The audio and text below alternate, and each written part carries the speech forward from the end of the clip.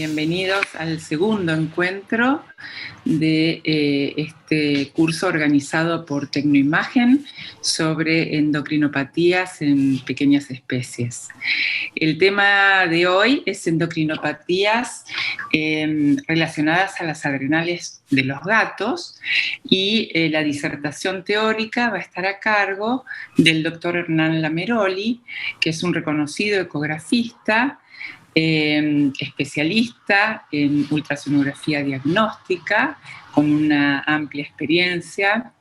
Luego la doctora Estela Molina, que es también es especialista en ultrasonografía diagnóstica, es la presidenta de la Asociación de Diagnóstico por Imágenes en pequeñas especies de ADIVE. También forma parte del servicio de ecografía de la Facultad de Ciencias Veterinarias de la UBA y del servicio de nefrourología.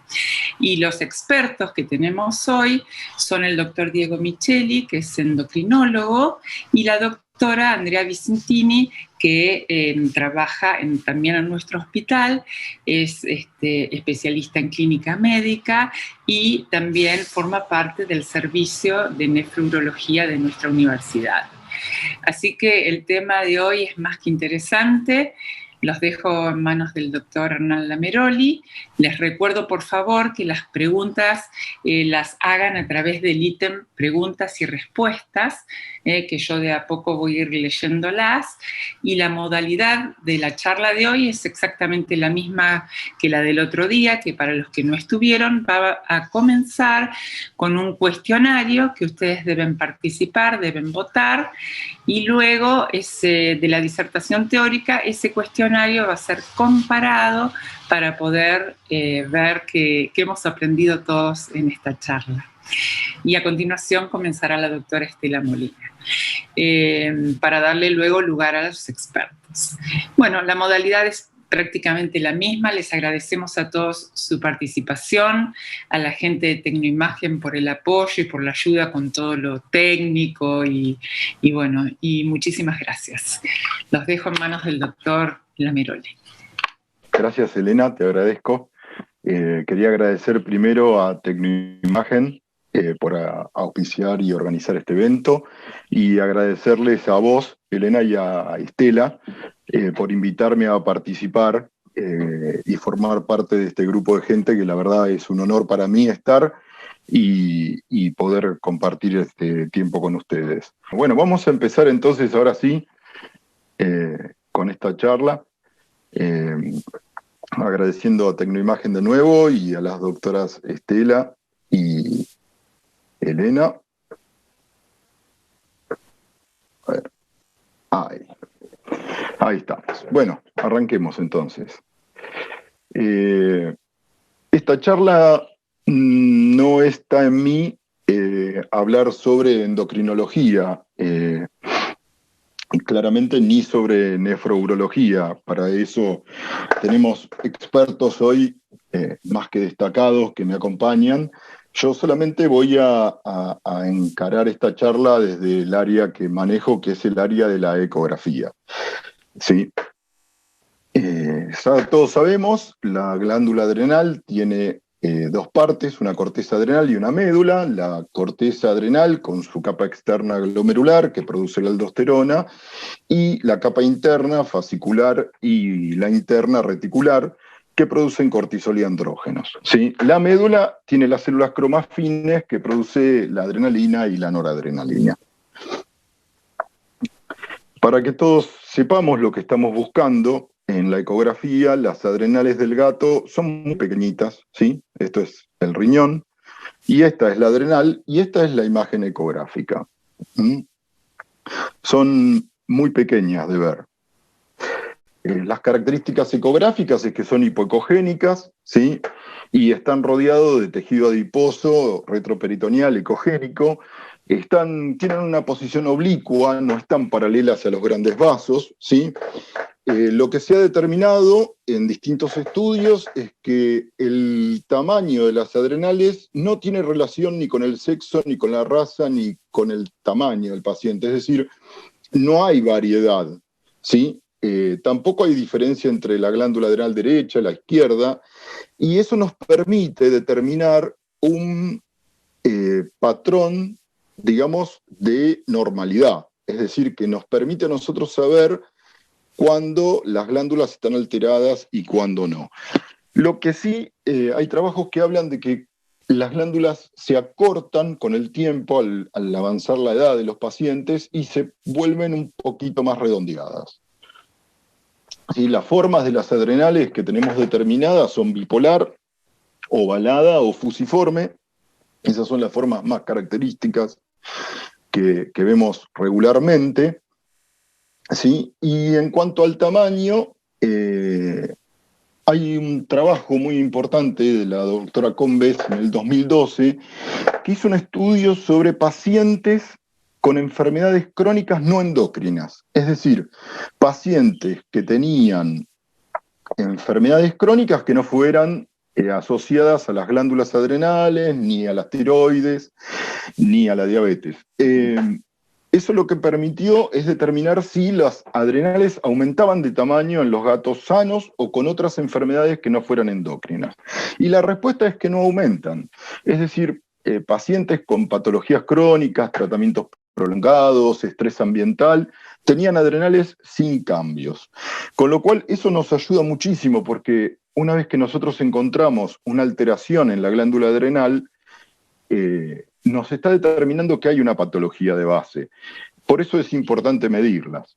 La longitud es de 1 a 1,1 centímetros y el ancho o espesor de 35 a 45 milímetros, es decir, 0,35, 0,45 centímetros. Esos son los valores que la doctora Penning y el doctor Danjou describen en su libro. Y yo utilizo esos valores, la verdad que sí. Son los valores que a mí me sirven, por lo menos. Para ver la adrenal izquierda, colocamos al paciente en decúbito dorsal, identificamos el prólogo craneal del riñón izquierdo, ¿sí? Y para mí la referencia más importante es buscar el tronco celíaco y la arteria mesentérica. ¿Por qué? Porque son esos dos ojos, como dicen, los dos ojos que nos miran y que además, con su flujo arterial, son pulsátiles y son fáciles de determinar y fáciles de ubicar, porque la adrenal izquierda está justo caudal a la arteria mesentérica, entre ella y la arteria renal izquierda. En el gato la arteria renal izquierda sale justo ahí caudal y es larga y se desplaza hacia caudal buscando el riñón, y el riñón del gato, el riñón izquierdo, está siempre más atrás, es una característica que nosotros buscamos, es caudal, y si nosotros buscamos, como en el perro, la adrenal cerquita del hilio renal, nos va a ser dificultoso encontrarla. En cambio, como está justo entre la arteria mesentérica y la arteria renal, es más fácil si vamos a buscar la más craneal, identificando la arteria mesentérica primero y el tronco celíaco. Hacemos un corte longitudinal de la aorta y ahí nos desplazamos para buscarla, teniendo en cuenta, ¿sí?, que no están paralelas a los grandes vasos. Y esto es importante porque el tamaño de las glándulas adrenales en los gatos que nosotros vamos a utilizar se basan en cambios generalmente de milímetros. Si bien hay casos de agrandamientos importantes de la glándula donde nosotros vemos un cambio sustantivo en el tamaño, la mayoría de los cambios son sutiles y hay que prestarle atención a esas sutilezas y a esos cambios de tamaño. Acá la podemos ver, la adrenal izquierda la tienen a la derecha de la pantalla, arriba, y a la izquierda el video donde marca, si ustedes pueden ver, no sé si ven el cursor, ahí están, ¿sí?, la mesentérica y el tronco celíaco, la glándula adrenal y la arteria renal que sale hacia caudal. No estamos viendo en imagen el riñón está, ¿ven?, más caudal, ¿sí? Y la adrenal está desplazada justo delante de la arteria renal, la adrenal, pero no la vemos bien cerquita. Eso es importante para encontrarla, ¿eh? Es una cosa que nos facilita la búsqueda. ¿Mm? En cuanto a la adrenal derecha, buscamos el decúbito lateral izquierdo, también puede ser en decúbito dorsal. Colocamos el transductor caudal a la arcada costal derecha, ¿sí? Y visualizamos la parte craneal del riñón derecho y la vena cava craneal, porque está un poquito más adelante. Movemos el transductor, otra vez recordar que está oblicua para poderla medir, y algo que es importante es que muchas veces las vemos desde un solo lado, es decir, como si los gatos nos permiten por la preparación en cuanto al ayuno y el tamaño del animal y su estado, su peso, hay veces podemos identificarlas viéndolas de un solo lado. Y yo particularmente prefiero medirlas de cada lado. ¿Por qué? Porque como lo que estamos viendo son milímetros, hay veces, si las medimos de un solo lado, no nos aseguramos que el diámetro mayor sea el que estamos tomando correctamente. Igual es válido, hay veces los felinos no son nuestros pacientes ideales en cuanto a la docilidad y al tiempo que nos dan para poder trabajar, o sea que hay veces una medición aproximada es mejor que ninguna, aunque siempre tener la tendencia de buscar una buena medida. Yo regularmente no hago anestesia de los pacientes felinos para buscar las glándulas, no hago anestesia de pacientes, lo hago directamente con el animal despierto y prefiero no sedarlos, es una cuestión personal. Sé que la técnica de sedarlos es maravillosa, ¿no? El gato quietito, relajado, sin moverse, es la situación ideal. Yo no lo hago, ¿sí? Y también quiero decirles que si bien un equipo que tiene Doppler es magnífico, ¿sí? Yo tuve equipo muchísimos años sin Doppler, y bueno, ahora tengo uno, claro, para identificar las arterias, para identificar la vasculatura, que es un marco de referencia importante, es más rápido. Pero la verdad es que no la necesito para identificar las glándulas adrenales. No la necesito porque, les vuelvo a repetir, el pulsátil y la identificación de la vena cava me alcanza y me sobra. No es necesario tener un Doppler para hacerlo. Ahí tenemos la imagen de la adrenal derecha, ¿sí? Ahí la vemos. Aquí. Sí, mucho más próxima al riñón derecho, claramente. Y está lateral y muy próxima a la vena cava, apenitas al costado y recordando que está oblicua para poderla ver. ¿Mm?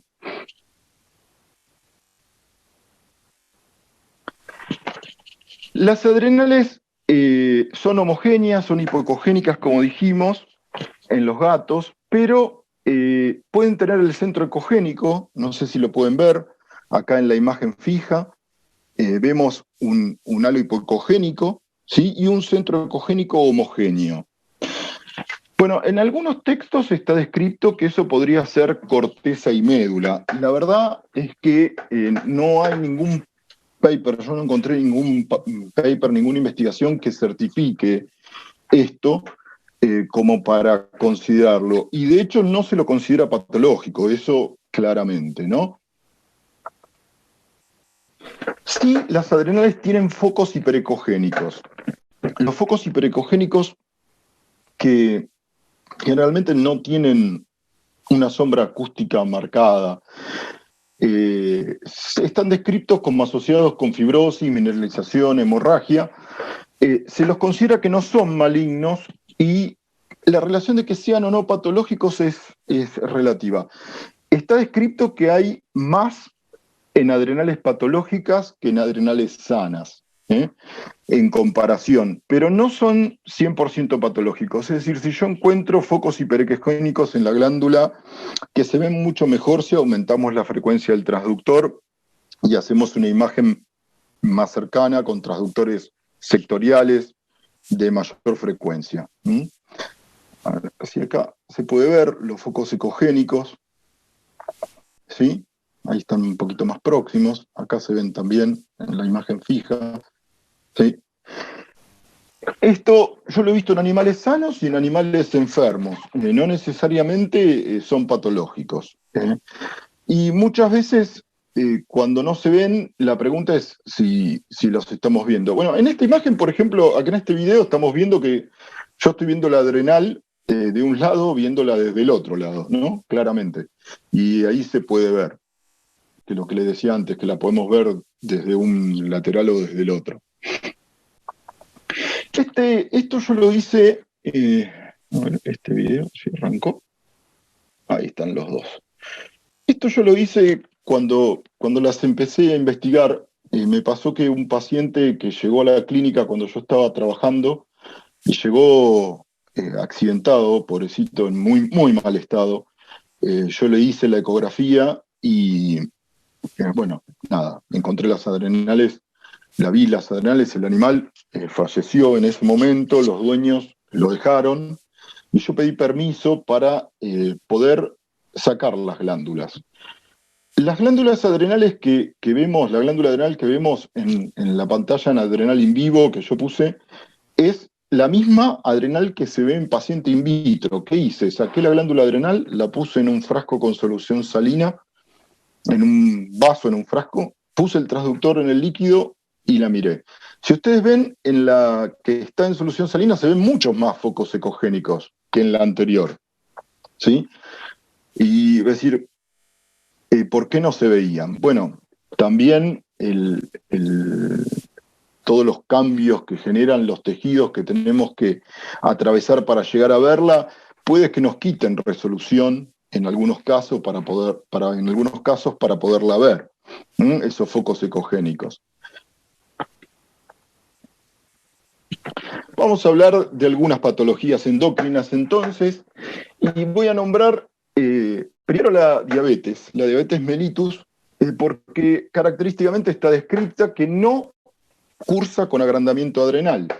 Es decir, nosotros no esperamos que un paciente que tenga diabetes tenga las adrenales grandes. Y entonces le hacemos la ecografía al paciente que tiene las adrenales, que tiene diabetes, le hacemos una ecografía, le buscamos las adrenales.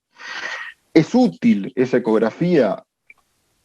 La primera respuesta es sí. Es útil porque nos sirve a nosotros, que somos ecografistas y vivimos de esto, con lo cual siempre nos es útil.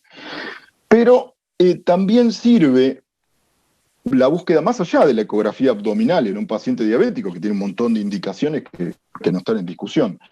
Pero la de la búsqueda del adrenal, cuando, como pusimos ahí en una de las preguntas que hicimos al principio, si la adrenal está aumentada de tamaño, hay enfermedad endocrina concurrente. La diabetes cursa en los gatos con patologías endocrinas concurrentes en muchos casos, ¿sí? Puede cursar con hipercortisolismo, puede cursar con acromegalia, que ya vamos a hablar de ella, y por suerte tenemos a Diego acá entre nosotros para que nos hable de ella también. Y es muy útil eso, porque además esos pacientes son pacientes que se resisten al tratamiento del control de la diabetes. Y entonces cuando los clínicos estamos perdidos con el tema del manejo, la medida de la adrenal puede ayudar si es que alguien no lo ha pensado antes, ¿no? Vamos a hablar entonces del hipercortisolismo. El hipercortisolismo, como todos sabemos, es una patología rara, de baja incidencia, afecta a animales de mediana edad a grandes, ¿sí? Puede ser periférico o puede ser central. Generalmente es central, de origen pituitario, perdón. Generalmente en el 90% de los casos, ¿sí? Lo que buscamos nosotros es el tamaño adrenal. Y según un estudio del 2014, la ecografía tiene una sensibilidad del 93% para diferenciar el hipercortisolismo periférico del central, con lo cual yo creo que está indicado, porque siendo una técnica, digamos, no invasiva, rápida, práctica, que se puede aplicar y accesible, es una manera de determinar el origen o no. Eso no invalida que después tengamos que hacer estudios de cabeza y de tomografía o resonancia, si lo tenemos a disponibilidad.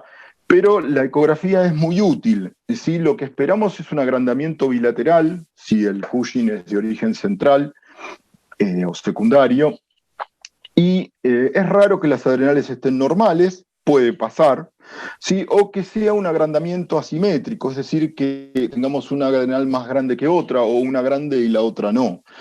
La verdad es que los casos de este tipo de endocrinopatías en gatos no son tantos como para poder sumar casuística fácilmente, pero la verdad es que la mayoría de las veces están aumentadas de tamaño ambas glándulas. Sí, en los signos clínicos del hipercortisolismo, bueno, tenemos los asociados a diabetes cuando cursa con la diabetes, el abdomen abalonado, la hepatomegalia, la poliuria, la alopecia simétrica, la seborrea.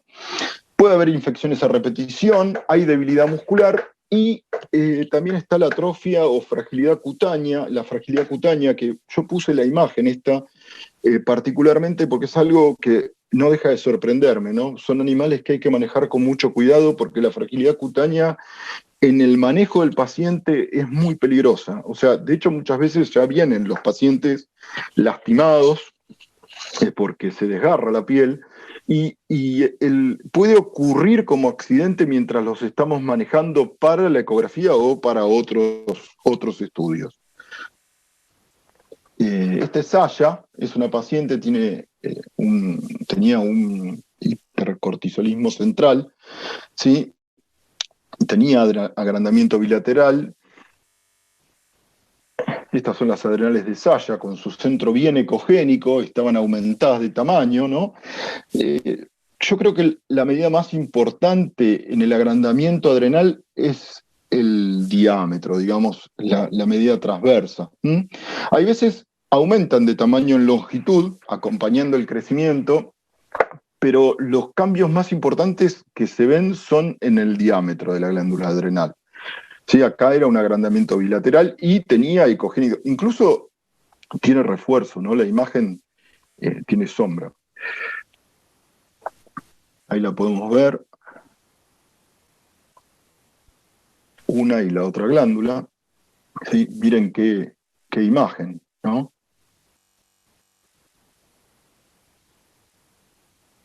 Ahí está.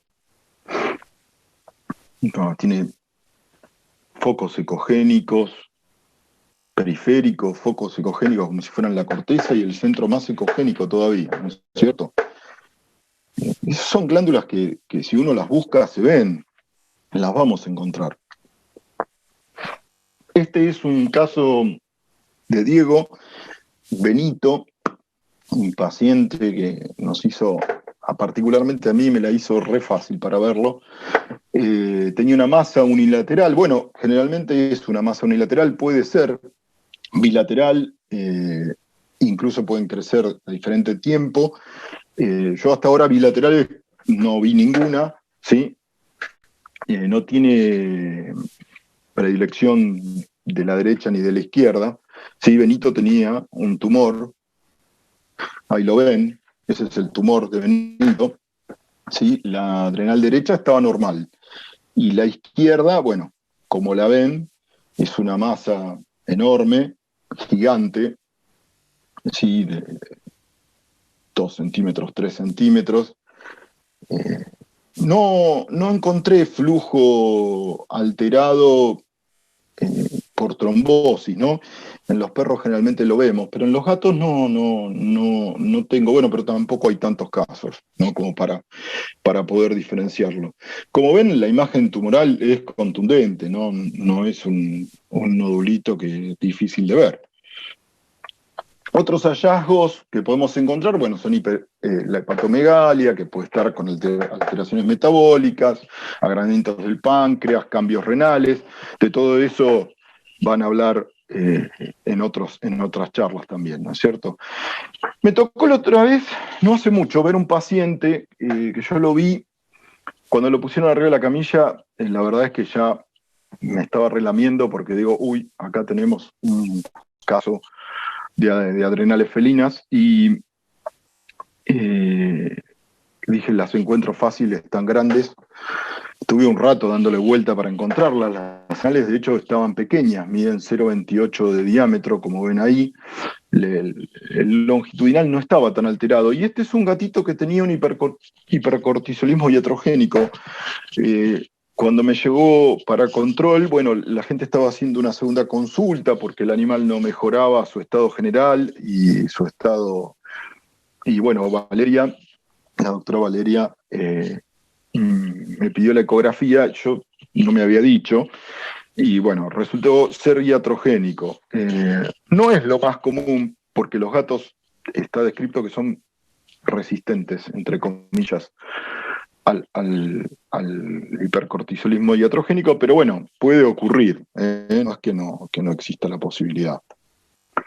Otra patología muy interesante que la verdad que es apasionante es el hiperaldosteronismo felino, ¿sí? Que el hiperaldosteronismo, como su nombre lo dice, es el aumento de la producción de aldosterona. Si el hipercortisolismo es raro, el hiperaldosteronismo no es menos. Sí, también afecta a animales de mediana a avanzada edad. No tiene predilección de raza ni de sexo. Puede ser primario o secundario. Secundario está asociado a cualquier evento que active el sistema renina-angiotensina por cualquier patología que involucre la bulimia, el riñón, el corazón y todo eso que hablan. De eso pueden hablar Andrea y Estela largamente. Muchas gracias a ambas. A mí lo que me interesa es el primario, el hiperaldosteronismo primario. Bueno, en cualquiera de sus presentaciones cursa con disminución del potasio y aumento de la presión arterial. Digamos que esos son los síntomas más importantes y que producen cualquiera sea su origen. Yo considero que esto es una patología subdiagnosticada. No sé, después Diego me dirá si estoy hablando por hablar, pero yo creo que muchos pacientes no son diagnosticados con esta patología. Y en humano, por ejemplo, se estudia, si uno es hipertenso, yo puedo hablar de ello, se descarta que uno pueda tener un hiperaldosteronismo, porque tiene un porcentaje alto de presentación. Y yo creo que en los gatos nosotros lo tenemos subdiagnosticado. Estos pacientes generalmente van a las guardias y son ahí donde al pie de la camilla debemos buscarlo, ¿no? Y buscar las adrenales. Es decir que yo empecé haciendo guardias como todo el mundo y de hecho ecografía de guardia he hecho hasta no hace mucho tiempo. Ahora la verdad que debo admitir que estoy un poco vago y un poco alejado de ese, porque ya no me da el espíritu para tanto ajetreo, pero es ahí donde creo que esta casuística va a aumentar si la empezamos a buscar. Si la empezamos a buscar en los pacientes que llegan a la guardia, porque la baja del potasio genera signos clínicos que hace que el propietario consulte inmediatamente y de urgencia, igual que la hipertensión arterial. Puede presentarse en forma aguda, puede tener un inicio episódico, y los signos clínicos están asociados a la polimiopatía hipocalémica, es decir, por la disminución del potasio y la alteración en la despolarización de las membranas del sistema neuromuscular, y las alteraciones que genera la hipertensión arterial, que el signo más común es la ceguera aguda por desprendimiento de retina, y puede también tener manifestaciones neurológicas dependiendo del nivel de hipertensión con el que curse. El hiperaldosteronismo primario, que es el que bien nos interesa más a nosotros los ecografistas porque nos involucra, puede tener un origen neoplásico y un origen no neoplásico. ¿Sí? Como ya dijimos, bueno, la disminución del potasio y la hipertensión arterial, en el caso del hiperaldosteronismo primario, es independiente del sistema renina-angiotensina, porque la producción de la aldosterona es independiente de la glándula, es decir, la zona glomerulosa periférica del adrenal genera la aldosterona en exceso. Este es un caso neoplásico. Isil, otro paciente de Diego, tenía un tumor. Lo más común es que tengan un adenoma o un adenocarcinoma unilateral. Bilateral está descrito, yo no lo he visto. Y bueno, como bien preguntábamos, puede segregar cortisol, puede segregar progesterona. Nosotros ya sabemos que el camino metabólico de la producción de estas hormonas está asociado. El cortisol, la progesterona, la aldosterona, tienen todo un camino metabólico compartido, ¿no es cierto? Bueno, aquí tenemos el nódulo, ¿sí? Esta es la adrenal normal y esta es la adrenal patológica de Isil. Ahí lo tienen. Como ven, identificamos el tronco celíaco y la mesentérica, y ahí está el nódulo. El nódulo de Isil que producía aldosterona. Ahora bien, decíamos que podía ser neoplásico y no neoplásico. Bien, si es neoplásico, encontramos ese nódulo y ya está. Digamos que tenemos un diagnóstico, ¿no es cierto? Por lo menos ya tenemos una aproximación, vamos a tener un endocrinólogo muy feliz, se los puedo asegurar, felicísimo, un clínico con cara de sorpresa. ¿Y qué pasa si tenemos una hiperplasia adrenal? Este es Catrino, como hablábamos con Diego el otro día, este es un caso realmente, ahí vemos la ventroflexión cervical de Catrino, que además estaba ciego, ¿sí? La causa de la hiperplasia adrenal bilateral en el hiperaldosteronismo no neoplásico no está con certeza determinada, por lo menos yo no encontré nada que certifique, que se habla del péptido con ese nombre ilegible, una relación con la LDH. El asunto es que no encontramos un nódulo adrenal. ¿Sí? Lo que vamos a encontrar son, en el caso de Catrino, estas adrenales, ¿no? Que son realmente gigantes. 2 centímetros con 68 por 1,05. Realmente eran enormes las adrenales de Catrino. Esa es la izquierda. Sí, no sé si pueden ver ahí el tamaño. Colgo.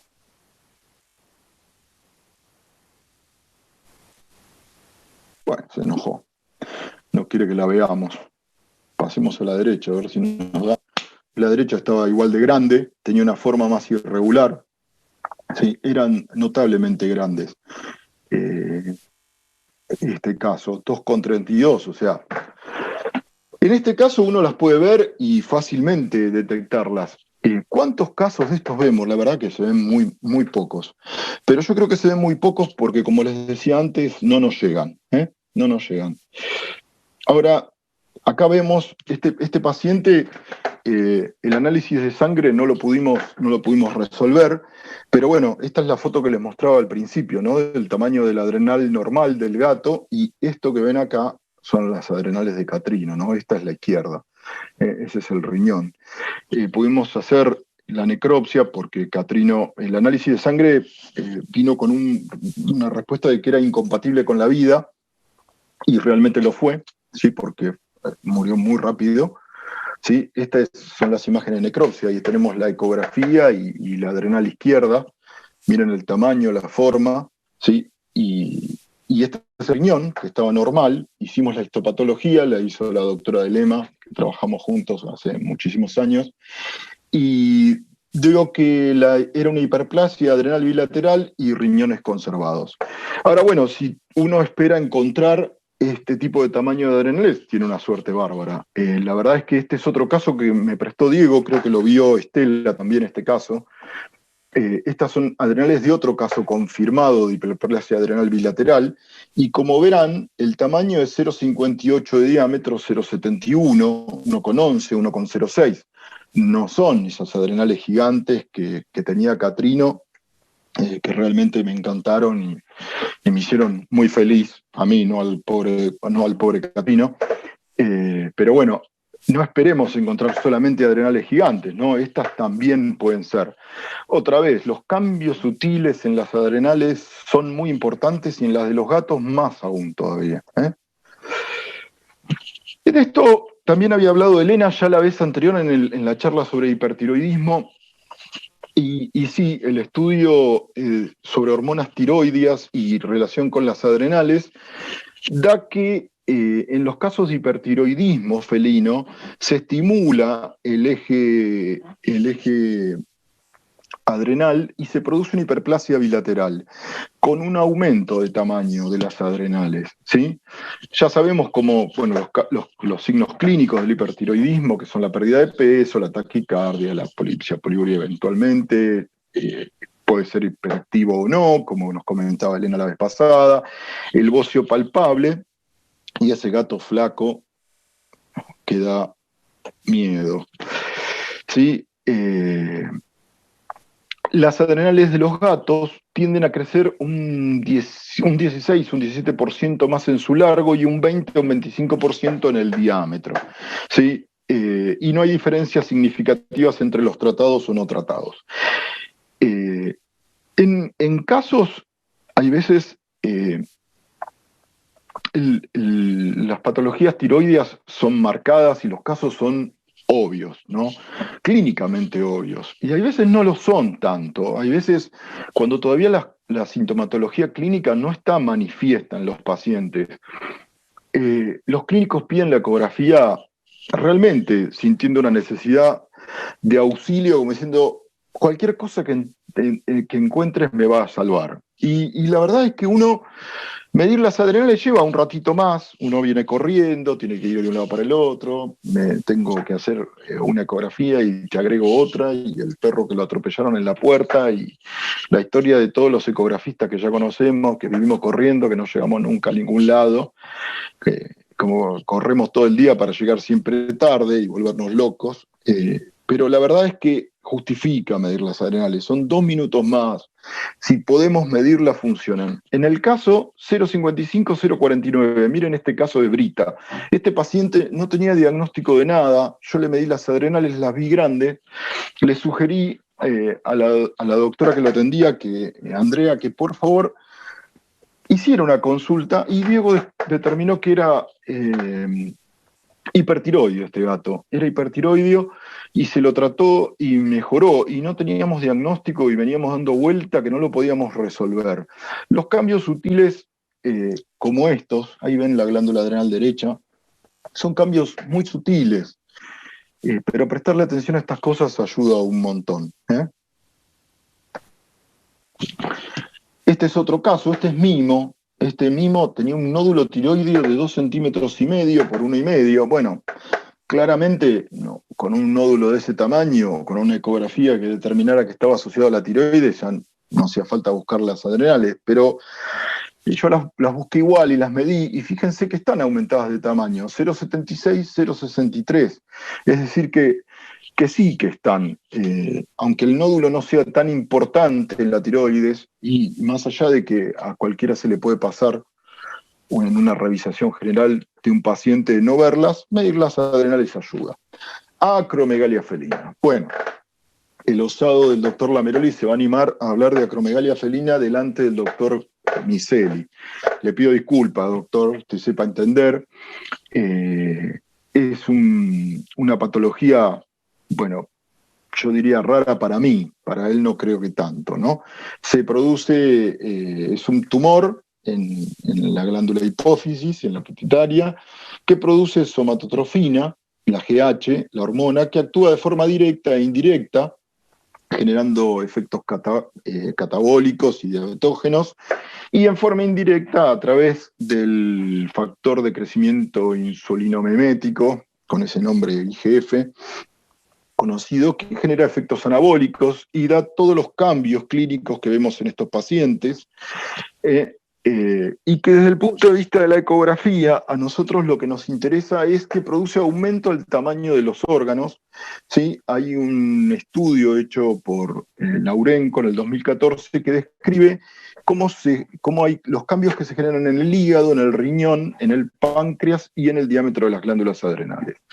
Bueno, la verdad que como experiencia personal, atender pacientes acromegálicos no es sencillo. Son gatos gigantes, claramente, y que tienen un tejido adiposo diferente. Es difícil encontrar las glándulas adrenales, además son gatos enormes, con muchísima fuerza, que por más bueno que sean, buscarlos no es fácil, pero bueno, se dan cambios, ¿sí? Este es Pascual, y es como lo ven ahí, paciente de Diego también, y este paciente más puede hablar él. Yo le fui a hacer una ecografía para buscar, ya estaba diagnosticado, la verdad que lo fui a ver para ver qué cambios le encontrábamos, ¿no es cierto? Y bueno, ahí tienen, ven, una adrenal estaba más grande, la otra estaba más chica, si miran la forma, una tenía una forma irregular, la otra más regular. Lo importante de esto es que está descrito en ese estudio de Laurenco que la hiperplasia puede ser asimétrica, porque yo creo que depende de cómo va aumentando de tamaño, ¿no? Ahí tenemos a Garu, que era otro paciente, y su hermana. Miren la diferencia de tamaño de un gato con el otro. Yo creo que en este caso la ecografía es un dato más, ¿no? Creo que los cambios son significativos, quizás tan o más significativos que en el hipertiroidismo. En cuanto a las neoplasias adrenales, lo que podemos agregar es que en las patologías son funcionales y son funcionales mixtas. Los tumores pueden producir, como decíamos, aldosterona, progesterona, y también hay trabajos descritos de tumores productores de estradiol o de testosterona. Muchas veces a nosotros nos piden decir, esta gata quedó mal castrada, este gato tiene un testículo retenido, y yo no le deseo a nadie el hecho de que la gata esté bien castrada y el testículo no esté retenido y usted tenga que buscar un testículo que no existe, porque si existe y lo encontró ya está, pero si no existe, confirmar que existe o que no existe. Busquemos las adrenales, porque capaz que tenemos uno de estos casos únicos, raros, de productores de estradiol. Están descritos con sintomatología de conducta sexual de animales como si estuvieran no castrados. Así que es un dato importante que la verdad que creo que a nosotros, los que hacemos ecografías, cuando nos encontramos en esta situación de no poder encontrar un muñón ovárico patológico o un testículo retenido que no fue extraído, y el animal sí está castrado, buscar las adrenales por ahí puede ser la respuesta y la solución al problema. Las neoplasias por metástasis, como son gatos, los linfomas a la cabeza de las metástasis, y por último voy a nombrar el feocromocitoma, la patología más buscada y no encontrada. Hay apenas 2-3 casos descritos y la verdad que si es raro en el perro, en el gato, es aún mucho más raro. Y bueno, con esto vamos cerrando y voy a recordarles, en cuanto a la evaluación ecográfica felina, algunos puntos importantes, ¿no? Que los milímetros cuentan en las adrenales y en la de los gatos, más, como lo repetí 1.000.000 de veces.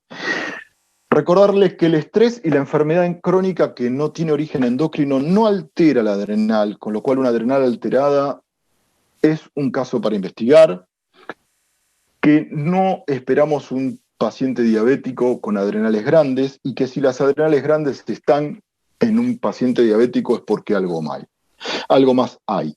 Y por último, recordar el hiperaldosteronismo primario, a ver si podemos aumentar la casuística intentando buscarlo.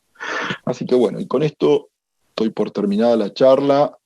Sí, acá te hago una pregunta, Hernán, que Luis Mesa te pregunta si consideras que la punción con aguja fina ecoguiada es de ayuda diagnóstica.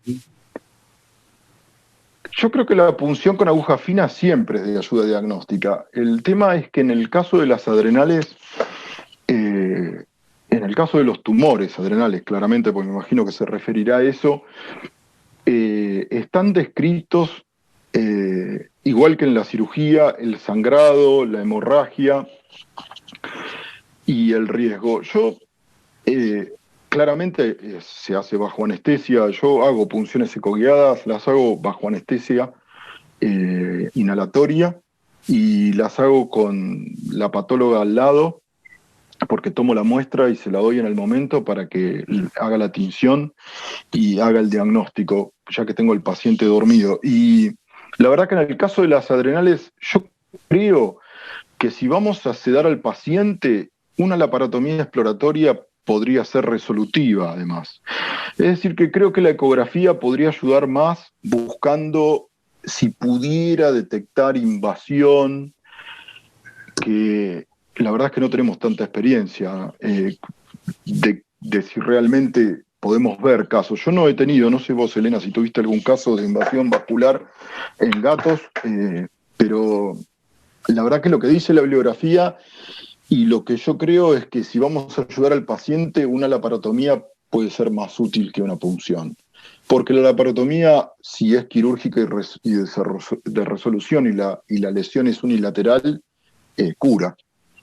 Con lo cual, a pesar de los riesgos quirúrgicos que están descritos como altos, vale la pena hacerlo. Bien, acá tenés otra pregunta que te pregunta Andreasa Pulgarín, si muchas veces en los perros las adrenales están aparentemente dentro de los rangos de medidas normales, pero llamativas, para que me vieron en la lista, pero llamativas, llamativamente globosas, como que hipoecoicas, adrenales irregulares, hipercogénicas globosas. En los perros, me dice. Los perros. Igualmente se hacen estudios de laboratorio y se confirma la endocrinopatía adrenal. ¿Se puede esto tomar como un parámetro que sea que se pueda encontrar en los gatos? Mira, la verdad es que la casuística no es tan alta. Yo creo humildemente que descartar una patología solo con un diagnóstico de imágenes no sería lo ideal. Yo creo que este tipo de patologías requieren de tres patas, le digo yo, ¿no? Que es el laboratorio, la clínica y la imagen. Si yo tengo un laboratorio y tengo una clínica que me está diciendo que existe la patología, entonces yo creo que vale la pena considerarlo. No, yo cuando encuentro un paciente que tiene todos los síntomas de una enfermedad asociada a la glándula adrenal, aunque lo encuentre normal, yo no la descarto. Yo nunca descarto patología. O sea, de hecho escribo, no descarta hipercortisolismo o no lo descarta. Tanto en el perro y en el gato creo que haría exactamente lo mismo. Lo que sí les vuelvo a decir, no es que hay una casuística tan amplia como en el perro en el caso del hipercortisolismo adrenal, ¿no? Pero yo no lo descarto, no. Bueno, acá tienes las conclusiones de las preguntas en forma comparativa. Bueno, bien, acá tenemos la primera pregunta de si los pacientes que padecen estrés o enfermedad crónica, bueno, es un dato importante. Y este es un dato no menor, porque durante mucho tiempo eso fue como un mito, ¿no? Que las adrenales de los gatos podían estar alteradas por culpa de que son pacientes que bueno, viven en un nivel de estrés diferente, ¿no? Así que bien. ¿Podemos pasar a la segunda? Claro, la segunda, bueno, que el hiperaldosteronismo primario de los gatos siempre es de origen tumoral y bueno, ese contundente no me gusta porque, y agreguemos acá que no necesariamente tenemos que encontrar las adrenales de Catrino, ¿no? Si es una hiperplasia bilateral, un cambio sutil hay que ponerlo. Yo le encontré 2 milímetros más. Bueno, hay que decir, esta adrenal está grande. Es preferible decirlo, aunque te parezca que es muy poquito, porque ese muy poquito puede ayudar a resolver el problema, ¿no? La siguiente dice que la ecografía es un método de elección. Bueno, sí, hubo un cambio ahí importante. Yo creo que está relacionado en el perro también, ¿no? Que en el caso del hipercortisolismo, la ecografía es determinante de la alteración de hiperplasia o una neoplasia. La siguiente. Bueno, esta claramente estábamos todos de acuerdo desde el vamos, digamos, y estamos más al final también. Sí, no solo que pueden secretar distintos tipos de hormonas, sino que un mismo tumor puede secretar distintos tipos. Es decir, yo puedo tener un tumor que secrete estradiol, puedo tener uno que secrete testosterona, pero también puedo tener un tumor que secrete cortisol y secrete progesterona, y los cambios clínicos que van a producir son diferentes, porque esas hormonas en exceso generan cuadros clínicos confusos, más confusos aún de lo que ya son de base, ¿no? La siguiente. Las adrenales grandes en el felino diabético. Bueno, esto yo creo que es muy importante. Y esto es muy importante porque puede ayudar a un gato que no responde a tratamiento a encontrar el camino para resolverlo. Así que medir adrenales, yo soy un obsesivo de las adrenales de los gatos, admito que hay veces no puedo hacerlo, pero todas las adrenales que puedo medir, todas las mido. Al menos, por lo menos las inspecciono, por lo menos. Bueno, esta es la última, ¿no? Sí. Bueno, muchas gracias a ustedes. Bueno, muchísimas gracias. La verdad, interesantísimo para seguir investigando, ¿no?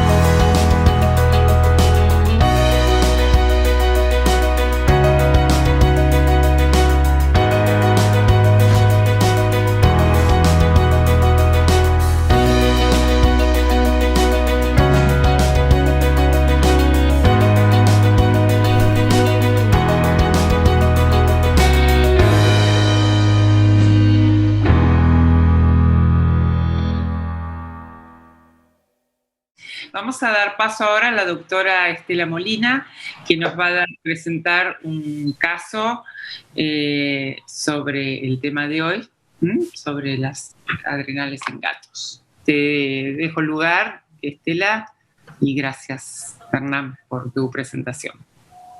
Bueno, antes que nada, gracias a la empresa por la convocatoria para este curso. Gracias, Hernán, por la charla. La verdad que es una charla muy interesante. De hecho, yo debo decir que esta charla la escuché por primera vez hace unos 2 años atrás en un congreso de la Asociación de Imágenes de Veterinaria de Argentina, de ADIVE. Lo escuché a Hernán y la cercanía, o sea, escuchar esta charla y la cercanía de trabajo con él y con Diego me han hecho que incorpore la visualización de las adrenales ecográficamente dentro de lo que es mi rutina de trabajo, ya sea en los pacientes en los que les estoy haciendo una ecografía general, como aquellos pacientes que me los derivan por algún, digamos, trastorno nefrourológico. Entonces, les traigo un poco este caso clínico porque si yo no hubiera incorporado a la rutina de trabajo la visualización de las adrenales, posiblemente no hubiera llegado nunca al diagnóstico del caso clínico que les voy a presentar en este día. De ahí la importancia un poco, ¿no? Que es lo que quiero resaltar. Bueno. Vamos a iniciar un poco con el caso clínico.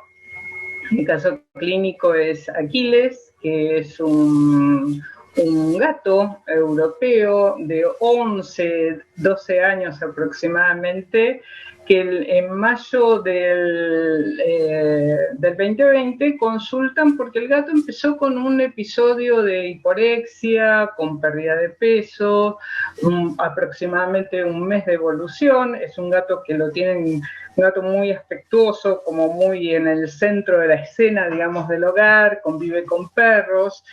Lo llevaron al veterinario, se le hace una serie de controles sanguíneos y se le diagnostica, por un lado, Mycoplasma felis y por otro lado, una enfermedad renal crónica. Entonces, les traigo como introducción estos valores, ¿no?, que trae al inicio Aquiles. Si miramos, el hematocrito está bajo realmente para este paciente, lo cual lo podemos interpretar que pueda estar relacionado a su enfermedad renal o que tal vez pueda estar relacionado inclusive también a su problema renal, ¿no? El micoplasma o su problema renal. Vemos que tiene una urea, una creatinina alta. Esa urea, esa creatinina alta en el crónico, y si se da en forma constante, nos permite hacer una estadificación del paciente, y esta estadificación que se hace de los pacientes es en función a, digamos, el contexto que nos da la IRIS. Y este paciente con 210 de urea y 3,77 de creatinina se lo clasifica como un estadio 3. La otra manera de clasificar estos pacientes o se subclasifican según sean proteinúricos o no y según sean hipertensos o no. Este paciente venía con un análisis de orina y la manera, digamos, de cuantificar la proteína en esa orina es hacer la relación proteína-creatinina. Fíjense, entonces Aquiles tenía una relación proteína-creatinina alta, 2,16, cuando uno asume como normal una relación proteína-creatinina límite para el gato de 0,4. Entonces, desde el punto de vista nefrológico, es un paciente que es nefrópata crónico, que es estadio 3 y que es proteinúrico. Bueno, este era Aquiles el año pasado. Esta es la foto de él, un gato realmente muy, muy lindo. Yo les conté que la otra, digamos, la otra pata de la clasificación del nefrópata es medir la presión arterial. Y acá viene un punto bastante interesante, ¿no? ¿Por qué? Porque en la mayor parte de las endocrinopatías de los gatos y en la mayor parte o gran parte de las enfermedades renales de los gatos puede haber hipertensión arterial. De hecho, las principales causas de hipertensión arterial en los gatos son la enfermedad renal crónica o aguda, la enfermedad renal, y las enfermedades endocrinas, en ese orden de frecuencia. Entonces, este es Aquiles, al que se le está tomando la presión con este aparato. Este es un aparato oscilométrico que está validado en medicina veterinaria, que tiene la ventaja de poder hacer esa medición en la cola del paciente, lo cual hace que el manguito se insufle y se desinsufle en forma automática. El paciente se queda muy, muy, muy tranquilo. Y el equipo, una vez que tomamos varias mediciones, hacemos un promedio y el equipo nos va a informar la presión sistólica, la media y la diastólica. Pero lo que más importa desde el punto de vista, digamos, epidemiológico, por decirlo de alguna manera, es la sistólica. ¿Por qué la sistólica? Porque los consensos de hipertensión arterial toman la sistólica como para establecer si un paciente es hipertenso o no. ¿Y cuál es el valor de corte? 160 milímetros de mercurio. Quiere decir, paciente con una presión por arriba de 160 milímetros de mercurio se considera hipertenso, con una posibilidad moderada de lesión en órgano blanco, y lo cual amerita un tratamiento. Y recordar que uno de los órganos blancos de la hipertensión arterial es el riñón. Si miramos la presión arterial de Aquiles, 201 milímetros de mercurio. Recuerden que la presión arterial es lo mismo en humanas que en humanas se le dice el asesino silencioso, ¿no? Muchas veces las personas son hipertensas y si no se la miden rutinariamente, no podrían pasar desapercibidas. Bueno, vamos a ver qué nos encontramos cuando hacemos la ecografía en el caso de Aquiles. Cuando hacemos la ecografía, yo lo que encuentro es un riñón con una moderada pérdida de definición, con un aumento del grosor de la corteza. Si ustedes se fijan acá, hay un anillo medular que es muy controvertido. El anillo medular a veces puede estar relacionado a algunas patologías como peritonitis infecciosas, nefropatías hipercalcemiantes, o ser un hallazgo normal. A veces uno hace una ecografía de un gato cachorro y ya ve este anillo medular. Este anillo medular en el caso de Aquiles yo creo que no tiene ninguna connotación patológica. Sí me llama la atención cuando hago la ecografía que para el grado de fibrosis que tiene este paciente, tiene un riñón con un tamaño 4 centímetros de largo para un gato con un tamaño relativamente grande. Se le hace un índice de resistencia. Recuerdan que el índice de resistencia me está marcando la diferencia entre la sístole y la diástole que tiene ese riñón, las velocidades, y que en este caso se encuentra incrementado, y ese incremento del índice de resistencia puede estar relacionado a la propia fibrosis del riñón, que disminuya un poco la compliance de los vasos sanguíneos y haga que haya menos perfusión del riñón en la diástole, o que sea secundario a su propia hipertensión, o que sea secundario a algún proceso de hiperfiltración como una endocrinopatía que pueda producir fenómenos hemodinámicos que aumenten la resistencia en el riñón. Pero es de aquí que uno, como dijimos, incorpora dentro de lo que es el examen ecográfico normal de los gatos, el examen o la búsqueda de las adrenales. Pero les pongo acá el video de Aquiles. Fíjense como la adrenal izquierda prácticamente no había que buscarla, saltaba, bien hipocoica, bien pegada al riñón, pero bien globosa. Esa adrenal realmente se podía ver fácilmente a simple vista. Y cuando las medimos, las adrenales, fíjense que tenemos una adrenal derecha que está en el límite superior, pero una adrenal izquierda que está bastante más, con un grosor mucho por encima, digamos, del límite superior normal. Entonces, clasificamos o interpretamos a este paciente como con una adrenomegalia. Un poco dos videitos mostrando las relaciones anatómicas, lo que contaba Diego: aorta, riñón izquierdo, riñón derecho, la arteria mesentérica superior, tronco celíaco, y ahí buscando en esas referencias anatómicas con un microconvex, como hoy hablábamos con algunos de los grupos, con un microconvex, la adrenal izquierda. Y acá, bien pegada al riñón derecho, aorta, no se llega a ver por acá, está pasando la cava, y acá la adrenal derecha. Realmente se veían muy fácilmente en el caso de Aquiles, las dos adrenales. Entonces acá ya tenemos un paciente que tiene como una trilogía, ¿no es verdad? Tenemos un paciente que tiene una enfermedad renal, que tiene adrenomegalia y que tiene hipertensión arterial. Entonces la pregunta es, ¿la enfermedad renal me puede producir adrenomegalia? No. ¿La hipertensión arterial me puede producir adrenomegalia? No. Entonces tendría que iniciar un diagnóstico a saber cuál es la causa de esa adrenomegalia, que puede estar originando el problema renal por hiperfiltración, por la hipertensión que genere, o como enfermedad comórbida del problema renal. Entonces, dentro de lo que es mi esquema diagnóstico, yo tengo que pensar cuáles son las enfermedades de las adrenales que me pueden producir adrenomegalia.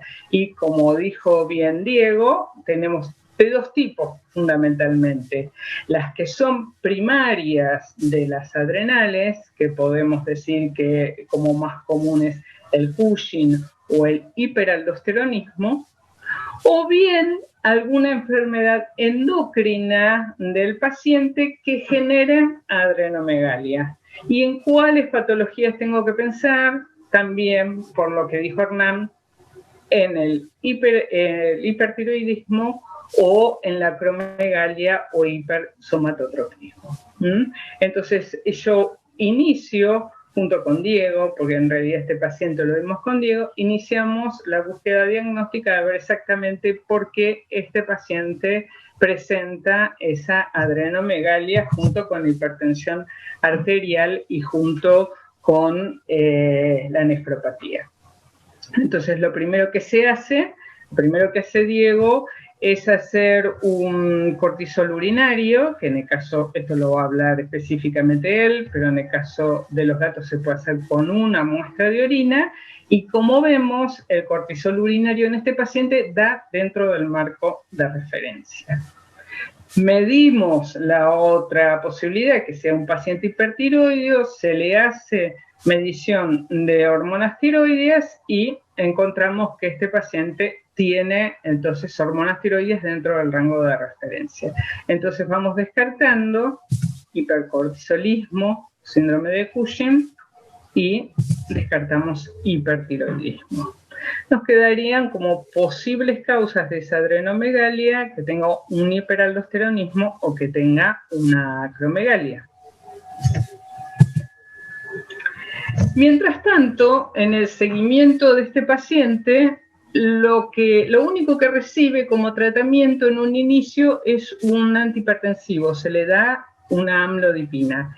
Y fíjense cómo sencillamente bajándole la presión al paciente, cómo bajan los valores de urea y creatinina.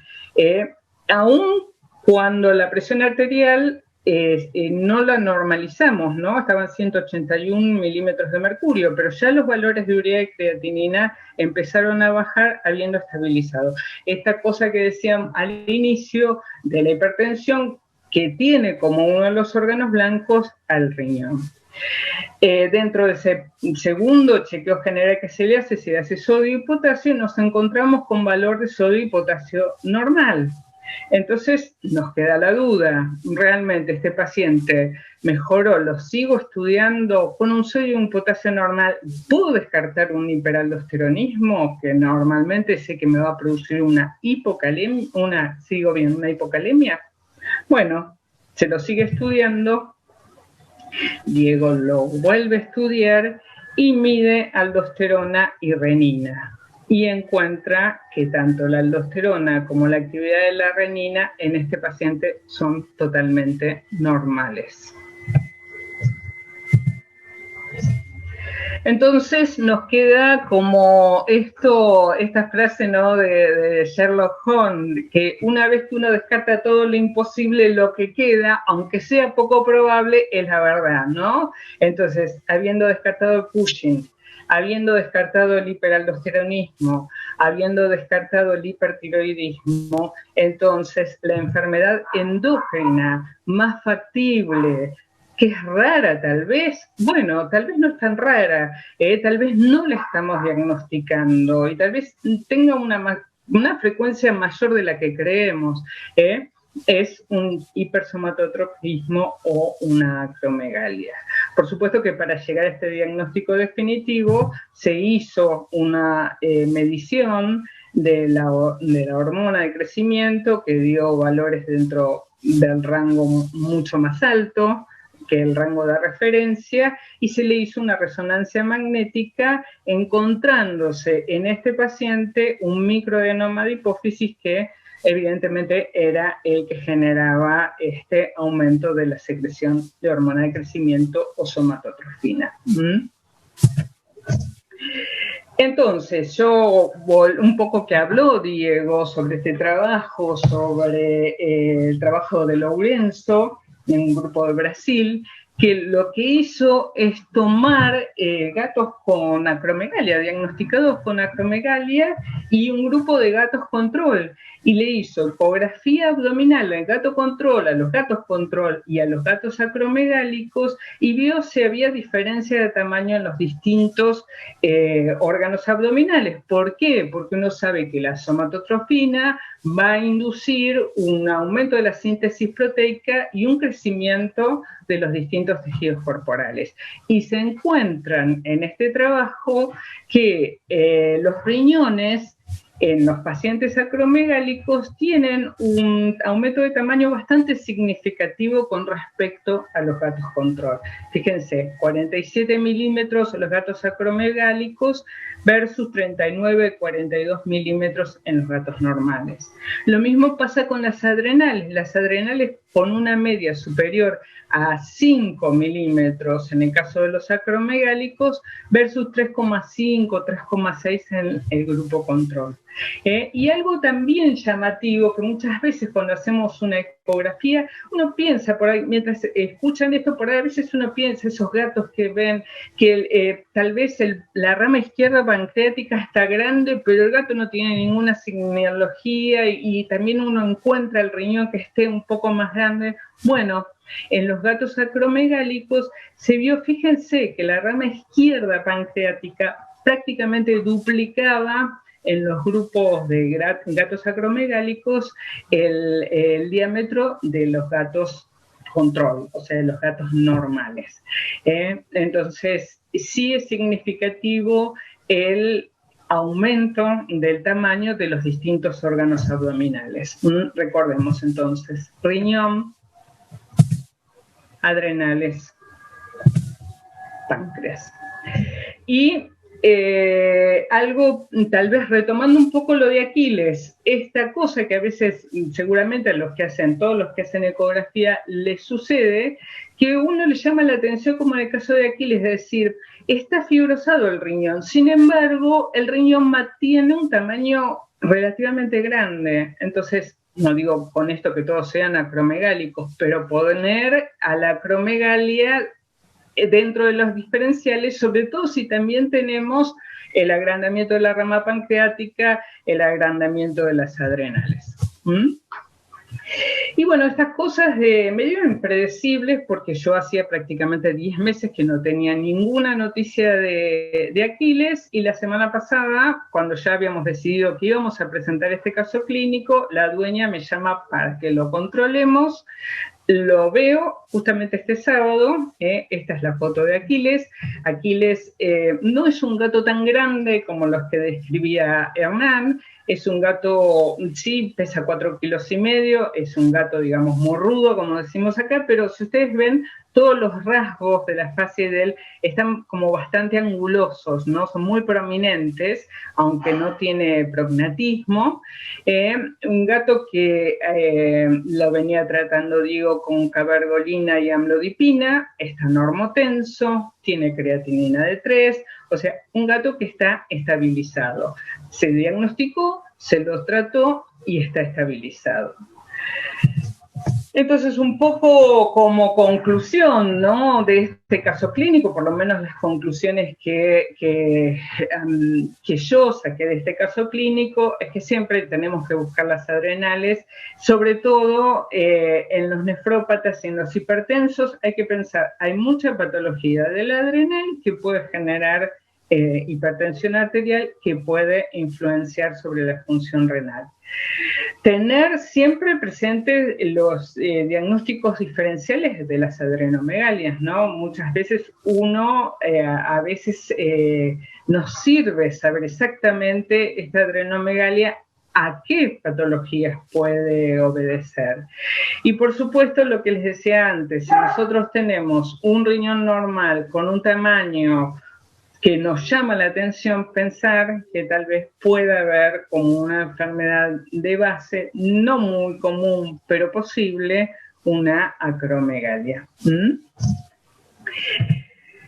Y bueno, ya terminando un poco este caso clínico, quiero presentar a los dos expertos que nos van a dar un poco una base desde el punto de vista clínico de todo lo que vimos hasta ahora, que son el doctor Diego Micheli, que es veterinario, es doctor en la UBA, en ciencias veterinarias, es especialista en endocrinología por la SAEM, es investigador del CONICET, y es médico de planta de la unidad de endocrinología del Hospital Escuela. Y a la doctora Vicentini, que es también especialista en nefrología por el Consejo Profesional, especialista en clínica médica, también título otorgado por la UBA, es docente del área de clínica médica y también del servicio de nefrología del Hospital Escuela de la Universidad de Buenos Aires. Entonces, yo les dejé a ellos como unas ciertas interrogantes como para que ellos nos contesten y disparadores, ¿no? Puntualmente, Andrea, si considera que las enfermedades, las adrenales, pueden originar enfermedad renal o son patologías concomitantes, y si ella considera que es necesario hacer test específicos para evaluar las adrenales en todo paciente renal, y de ser así, cuáles son los que ella recomienda. Y en el caso del doctor Micheli, las interrogantes que yo le dejo es si con los valores de sodio y potasio normales se puede descartar un hiperaldosteronismo, o uno necesariamente tiene que medir aldosterona, tiene que medir renina, y si existe alguna recomendación como para orientar al diagnóstico de acromegalia, y en el caso de que uno no lo diagnosticara esa acromegalia, si realmente es como el hipertiroidismo que nos decía la doctora Fernanda Cabrera Blatter, que de no diagnosticarse es una enfermedad que va a llevar a la muerte del paciente, o realmente es una enfermedad que pasa solapada y que no tiene mayor consecuencia. Así que los dejo con la opinión de ellos. Creo que inicia, si no me equivoco, Andrea. Muy buenas noches a todos y muchas gracias a Elena, a Estela, a Hernán. Un placer también compartir con Diego este momento y la verdad me pareció muy interesante. Buenísima la clase de Hernán, el caso, porque bueno, nosotros los que trabajamos con riñón o con nefrología, vemos muy interrelacionada las endocrinopatías con los problemas renales. Así que la primera pregunta que me hiciste, Estela, desde ya sí, está muy relacionado qué es lo que está sucediendo con el riñón y las endocrinopatías. En este caso estamos hablando exclusivamente de las adrenales, pero en realidad está interrelacionado con todas las endocrinopatías, porque hablamos de medio interno.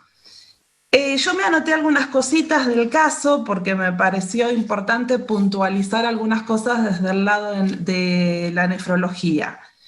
Bueno, primero recordar que cada 3 gatos, uno va a presentar una enfermedad renal y que Aquiles era un gato senior, ¿sí? Tenía 12 años creo que habíamos puesto. Así que cuando planteamos el diagnóstico diferencial, yo acuerdo profundamente en poner en primera instancia una enfermedad renal. Él llegó a la consulta por una hiporexia. Recordemos que el primer signo temprano de enfermedad renal es la bajada de peso y él tenía un score 2 en 5. Presentaba una azotemia, un estadio 3. Estela les habló del iris. Recuerden que nosotros estadificamos ya los enfermos renales por creatinina. Un estadio 3 es de 2.9 a 5 y aquí les presentaba 3, creo, 3 y pico. Son 4 los estadios de la enfermedad renal, o sea que si pensamos en una enfermedad renal, pensamos en una enfermedad renal avanzada. Y sin embargo, tenía un fósforo no tan alto tenía un valor de 6.5. Recuerden que la hiperfosfatemia es un factor de progresión de enfermedad renal, pero para ese estadio no lo tenía tan alto, o sea que podríamos estar hablando de una cierta estabilidad en ese paciente con respecto a lo renal. Estaba anémico, estaba isostenúrico, tenía una densidad de 1017 y presentaba una proteinuria altísima. Si bien en este caso yo no vi el urianálisis, recuerden que el sedimento tiene que estar inactivo para tener en consideración esa proteinuria. Sin embargo, era una proteinuria muy por encima de lo normal, o sea que podríamos confirmar que realmente se trata de un paciente proteinúrico, y tenía una hipertensión de más de 180, o sea que estamos hablando de una hipertensión severa, de una hipertensión donde tenemos que actuar y donde seguramente va a haber órganos afectados por esa hipertensión. Bueno, plantean el diagnóstico diferencial entre una nefropatía, un Cushing o un hiperaldosteronismo y descartan. En cuanto a la nefropatía, yo creo que concurre con el problema endocrinológico. Si bien en las imágenes no tiene una imagen estructural del riñón demasiado floreciente. Hacen las pruebas específicas de hiperaldosteronismo y no dan que tienen relación con ese diagnóstico. Ahora, en este caso, lo que se ve es un sodio levemente aumentado y un potasio también relativamente normal. Había una de las preguntas que hacía Estela que preguntaba si siempre que sospechemos de hiperaldosteronismo tenemos que pensar que el potasio va a estar alto. Bueno, la pregunta es que no, la respuesta, perdón, es que no. Igual va a hablar seguramente más específicamente Diego de esto, pero el potasio puede elevarse de manera intermitente, ¿sí? Entonces, esto también lo tenemos que tener en cuenta. ¿Qué más podemos decir del análisis de este caso? El paciente, cuando es tratado con amlodipina, mejora la hipertensión, pero no la normaliza. Hay dos cosas que a mí me gustaría que se tengan en cuenta. Es esta interrelación entre el riñón y la adrenal. Es importante, ¿por qué? Porque en un enfermo renal también puede haber una hipopotasemia y también puede haber una hipertensión. Entonces, cada vez que tengamos un paciente que sospechemos de una enfermedad renal, también tenemos que buscar a ver si no hay una endocrinopatía superpuesta. Hay dos cosas que a mí me interesaría comentar también acerca de la acromegalia, que fue el diagnóstico definitivo al cual se llegó. Recuerden que en una acromegalia lo que tenemos es aumentado la hormona de crecimiento, y que eso puede llevar a una glomerulonefritis y a una pérdida de proteínas por orina, que termina llevándome a un avance de la enfermedad renal. Miren que ya 2 veces estuve hablando de una superposición de estas dos enfermedades. Y por último, quiero cerrar con 2 temas o con 2 trabajos que estuve leyendo y que me interesaría poner sobre la mesa como para demostrar que es un tema que uno tiene que seguir estudiando e investigando y que hay mucho por hacer, donde se hicieron trabajos en ratas y se vieron que el estradiol desregula los receptores de la angiotensina 2 a nivel de la adrenal. con lo cual atenuaría los efectos de la aldosterona. Entonces, a mí esto me llamó mucho la atención porque nosotros trabajamos prácticamente con todos pacientes castrados. Entonces, bueno, habría que ver qué es lo que está pasando en este caso. Y con respecto a la acromegalia, en humanos, en la parte de nefrología, hay un trabajo hecho por los españoles en el 2014 que estudiaron la enfermedad renal y la acromegalia concurrente. Y ellos lo que se dieron cuenta es que cuando dializaban esos pacientes, la hormona de crecimiento se acercaba a la normalidad. Entonces, bueno, nosotros esto no lo vamos a poder saber porque, bueno, en la Argentina hasta ahora no hacemos diálisis peritoneal. Pero es muy interesante ver la interrelación que hay entre las patologías renales y las patologías endocrinas. Bueno, creo que no me olvido nada más. No sé si me quieren hacer alguna pregunta o algo, o fui muy rápido, no sé. Acá te preguntan si podrían aclarar si el hiperaldosteronismo, en el hiperaldosteronismo el potasio está alto o bajo.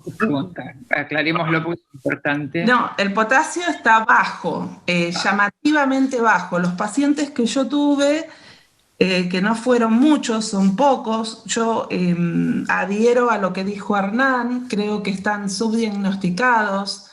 Por eso también me parece interesante esto de que cada vez que tengamos un enfermo renal, ir en búsqueda de las endocrinopatías adrenales.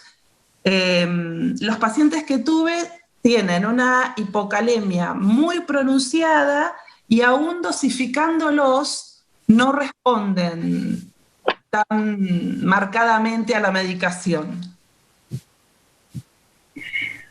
Bien, acá hay otra pregunta, Andrea, que te dicen, ¿a qué te referís con sedimento inactivo para considerar la proteinuria como de origen renal? Me imagino que para descartar una inflamación. Sí, lo que se busca es que esas proteínas que aparecen en orina sean realmente de origen renal y no de un proceso que esté pasando en vías urinarias bajas. Entonces, cuando tenemos un sedimento rico, por ejemplo, muchos leucocitos, muchas bacterias, hay que ver por qué motivos se producen, generalmente tienen que ver con una inflamación, entonces esa proteinuria está sobredimensionada. Bueno, y te hago la última pregunta. Acá dice, me ha surgido una duda, ahora que escucho sobre hipertensión, y es que si lo toman como punto de referencia una sola medida, el promedio, y ya dicen que es hipertenso, o hacen mediciones sucesivas durante 2 o 3 días. No, en principio la primera vez que se mide son por lo menos 5 mediciones. Y después, si te da hipertenso, lo que yo hago es a los 7 días volver a medir presión y esto lo hago 3 veces. Lo que pasa es que si me da 200, como le dio a Aquiles, a veces decido medicarlo en la primera medición de presión, porque pongo en riesgo órganos, pongo en riesgo los ojos, pongo en riesgo el cerebro y pongo en riesgo el riñón y el corazón. Y generalmente cuando tienen una hipertensión tan alta, también pido un chequeo cardiológico. Bien. Bueno, me gustaría darle paso al doctor Diego Micheli y en todo caso, si nos sobra tiempito, seguimos con algunas preguntas más que hay. Hola, buenas noches. Bueno, muchas gracias por la invitación. Principalmente Estela, que bueno, fue quien me convocó para compartir lo lo que yo hago desde el punto de vista endocrino y que bueno, puede llegar a servir para este curso de imagen. Felicitar a todos los compañeros que, bueno, principalmente Hernán, que dio la parte teórica más extensa. Excelente la charla. Bueno, Andrea, por supuesto, por lo que compartió, y obviamente Estela, desde el caso que conozco en profundidad porque lo fuimos llevando juntos. Con respecto a las preguntas, yo señalé algunas cosas para no olvidarme nada, algunos conceptos importantes. Respecto a la primera pregunta de los valores de sodio normales, ¿es posible descartar hiperaldosteronismo? La realidad es que no. Es para presentar más casos y dedicarle más tiempo, pero de los reportes que se han hecho, se ha descrito que la hipocalemia se presenta en alrededor del 87% de los casos, es decir, que queda un 12-13% de pacientes que tienen el potasio normal. Asimismo, el sodio generalmente está normal, o sea, en el límite superior, pero dentro del rango de referencia. Por lo tanto, de encontrar la alteración en el ionograma, lo que debemos buscar principalmente es el potasio, que tiene que estar, como les decía antes, en la gran mayoría de los pacientes, 87% bajo. Ahora bien, si tenemos un paciente con potasio bajo, ¿es sinónimo de hiperaldosteronismo? No, obviamente no, porque hay un montón de otras causas que habría que tener en cuenta. Pero la siguiente herramienta que tenemos que ejecutar si el diagnóstico o la presunción de hiperaldosteronismo está presente es empezar a ejecutar algún tipo de dosaje hormonal. El diagnóstico más preciso es la medición de aldosterona en relación a la renina. Ahí también hay otro aspecto muy importante porque nuestros laboratorios de veterinaria no tienen la medición de renina disponible. Entonces ya estamos ahí con una primera limitación. ¿Alcanza con una medición de aldosterona solamente? No. No, porque como dijo Hernán, hay hiperaldosteronismos secundarios a otras causas extraadrenales, razón por la cual tampoco alcanza. Entonces, ¿qué hacemos? En primera instancia, es una cuestión muy específica y ya no es para andar pidiéndolo todos los días desde la clínica. Obviamente, estos son pacientes que llegan a la consulta endocrina y distintas interconsultas endocrinas. Es tratar de, bueno, en primera instancia, estaría bueno que los laboratorios de veterinaria lo hicieran, pero por lo menos acá en Buenos Aires no hay ninguno que lo haga, la medición de renina. Lo primero que hicimos fue asociarnos o buscar gente de medicina humana, y eso es lo primero que hay que hacer porque si no, no podemos tener esa relación de aldosterona y renina. Es decir, la aldosterona tiene que estar alta, la renina tiene que estar baja y esa relación alta. Los valores absolutos en sí no confirman ni descartan la enfermedad. Lo que más importa es esa relación aldosterona y renina. Hay otros métodos que están poniéndose en juego que tienen que ver con la relación aldosterona y creatinuria, pero ya faltan más estudios al respecto. Hay pocos reportes, pero sí ya se está investigando. Insisto, no es fácil de medir tampoco, pero se puede llegar a poner en práctica. Y por último, algunos sugieren que el test de supresión con fludrocortisona podría estar bien. En primera instancia, como les decía, activar algún tipo de estudio hormonal, puntualmente la medición de aldosterona y la relación con la renina. Sin la renina no sirve esa medición de aldosterona aislada. Con respecto a la segunda pregunta, si existe alguna recomendación para tener, como para orientar el diagnóstico de acromegalia. Sí, y ahí hago la salvedad que hago siempre al respecto de la clasificación y la nomenclatura que utilizamos. Acromegalia es cuando ya hay un síndrome físico, o sea, no es solo un exceso de hormona de crecimiento, sino también manifestaciones clínicas como pueden ser ensanchamiento de la cabeza, prognatismo, aumento del espacio interdental, miembros más anchos, visceromegalia, etc. En cambio, el hipersomatotropismo es lo mismo, básicamente es un exceso de hormona de crecimiento, pero no necesariamente con una expresión clínica determinante. En el caso de Aquiles, que está bueno analizarlo, hay una presencia difícil de clasificar, porque si bien es hipersomatotropismo, también tenía cosas sutiles como el prognatismo, muy sutil. Básicamente eso, para hacer una clarificación en términos, en función de la terminología. Las recomendaciones para orientar el diagnóstico, hay muchas. Esta es una enfermedad que se consideró rara por mucho tiempo, por muchísimo tiempo. Hasta el 2007 los reportes eran escasísimos, y en el 2007 a esta parte el grupo del Royal Veterinary College empezó a ponerle mucho énfasis en el estudio de esta enfermedad.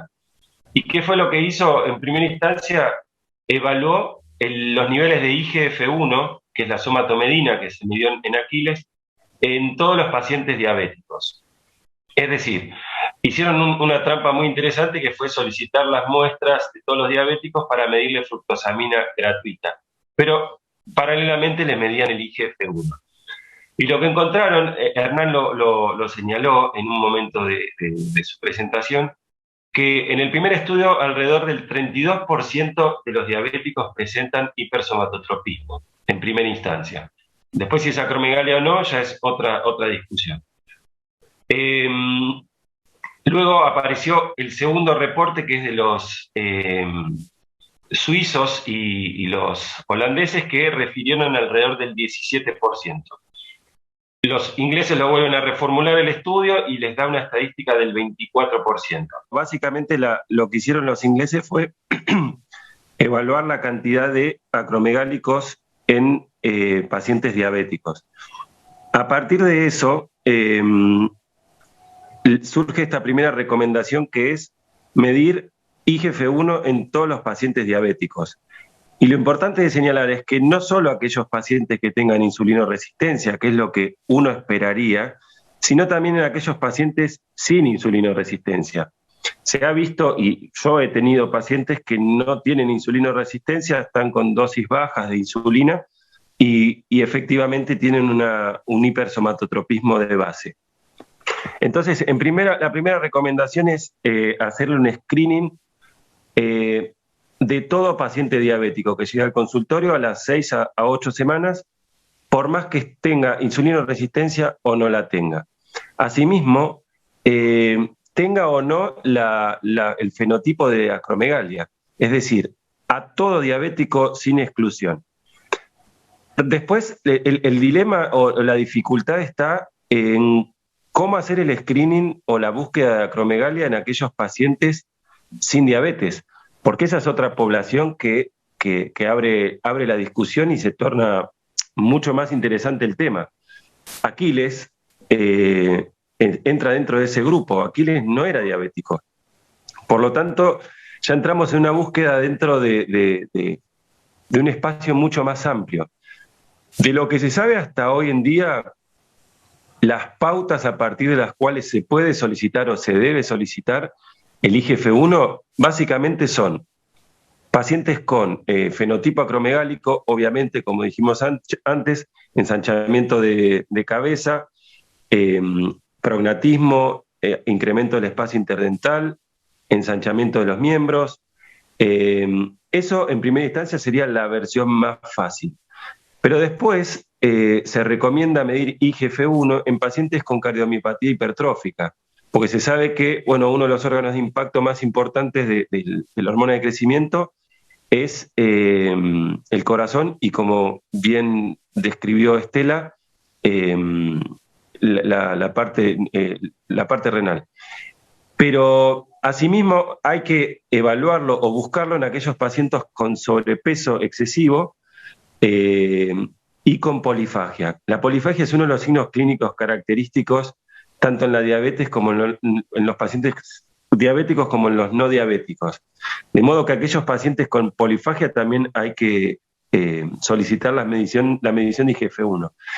También en aquellos pacientes con signos neurológicos por efecto de masa a nivel hipofisario, hay que pensarlo. O sea, probablemente sea de los tumores hipofisarios más comunes de la especie.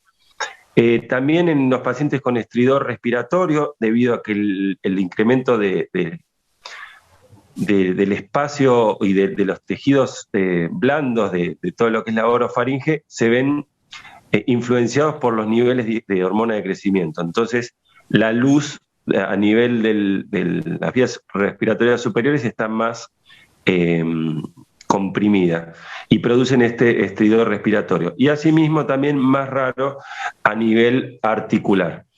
Por último, no tengo acá la pregunta, pero la pregunta era, ¿qué pasa en aquellos pacientes con hipersomatotropismo o acromegalia que no reciben tratamiento?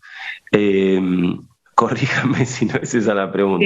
Eso, a largo plazo, si tiene una consecuencia mortal. Bien, sí.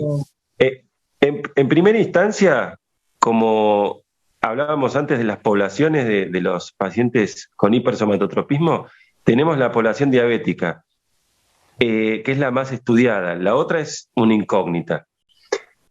Pero imagínense un diabético cuya diabetes es secundaria a un exceso de hormona de crecimiento. Si nosotros no le damos ninguna resolución o quirúrgica o radioterapia o farmacológica, ese paciente va a tener una diabetes muy probablemente con insulinoresistencia o no, pero lo que le agotamos es la posibilidad de remisión. La remisión es el objetivo número 1 del tratamiento de un paciente felino diabético, a diferencia del perro, que es anecdótica, solo en escasas situaciones. En el gato, dependiendo de los estudios, se habla del 20-30% de los gatos que pueden tener remisión. Imagínense cómo mejora la calidad de vida del animal y cómo mejora la calidad de vida del propietario, y los costos y demás. De modo que si no tratamos la acromegalia, no tratamos el hipersomatotropismo, en el paciente diabético la posibilidad de remisión es muy baja. Ahora, como decía, calidad de vida, sin lugar a dudas, todas las complicaciones asociadas al exceso de hormona de crecimiento. Esto está súper estudiado y acaba de salir o está por salir un trabajo de los ingleses en donde ven cómo los cambios a nivel cardiovascular se ven corregidos por el tratamiento de hipofisectomía. Claramente respondo la pregunta a la inversa, o sea, el paciente que no se trata va a tener un devenir cardiológico complicado, porque si el estímulo de la hormona de crecimiento sobre la cuestión cardiológica persiste, el paciente probablemente desarrolle hipertensión, un remodelado particular, etc. Y eso va a traer, insisto, complicaciones cardiovasculares. Desde el punto de vista nefrológico, que acá hay expertos en el tema, va a continuar y va a persistir esa alteración a nivel nefrológico. Razón por la cual es claramente evidente, como no hay muchos estudios, no lo puedo soportar en un estudio, pero una sola droga es la que está descrita como eficaz, que es el pasirrotide, y nosotros acá en Argentina estamos trabajando con cabergolina con resultados bastante positivos. Pero no tenemos estadísticas sobre qué sucedería si no lo medicamos o qué sucede si se medica. Lo único que se sabe con certeza es que podemos hacer remitir a los pacientes diabéticos, que eso es la gloria del tratamiento de la diabetes, mejorar la calidad de vida con el tratamiento pertinente y, como les decía en este trabajo de los ingleses, que la cardiopatía tiene una reversibilidad fantástica, porque al bajar los niveles de hormona de crecimiento, al bajar los niveles de IGF-1, no tendría las alteraciones cardiovasculares que se presentan en el momento más álgido de la enfermedad. Muy, muy bueno, la verdad, le quiero dar las gracias a los dos expertos. Obviamente también ya le di las gracias a Estela y a Hernán. Me gustaría hacer alguna pregunta, mencionar algunas preguntas que me parecen interesantes. Acá el doctor Gustavo Carrizo pregunta: ¿la acromegalia produce adrenomegalia? ¿Esa adrenomegalia generada por la acromegalia da sintomatología de hiperadrenocorticismo? ¿Todos los órganos aumentan de tamaño o todos se alteran, pero todos alteran su función? Creo que algo fue diciendo, pero me parece bueno redondearlo. Gustavo Carrizo, preguntale si es el dueño de Chicho. Porque si es Gustavo Carrizo, atendí a su gato. Y justamente está en el servicio de ecografía con nosotros. Ah, bueno, sí, es el marido de Griselda. Sí. No, bueno, es bastante personal esa pregunta porque justamente su gato tiene una alta sospecha de síndrome de Cushing en forma paralela. No necesariamente Sí, ¿Cómo? era eso. ¿Qué es ese? Sí, ahí te está... Porque justamente el caso de Chicho es muy elocuente porque en ese caso particular, si bien faltan hacer algunas cosas, sería ideal hacer una resonancia de cabeza y demás, es un paciente que tiene sintomatología de Cushing, que no es atribuible a la acromegalia en sí, porque la acromegalia o el hipersomatotropismo de ninguna manera producen signos compatibles con hipercortisolismo o hiperadrenocorticismo. Puede sí, obviamente, producir polifagia, puede sí producir aumento de peso, manto deslucido, pero no va a tener las características que mencionó Hernán en tanto ese abdomen péndulo, la atrofia muscular, la fragilidad cutánea, etcétera, etcétera. En el caso puntual de ese paciente, lo comparto, yo estoy convencido que es un adenoma plurihormonal.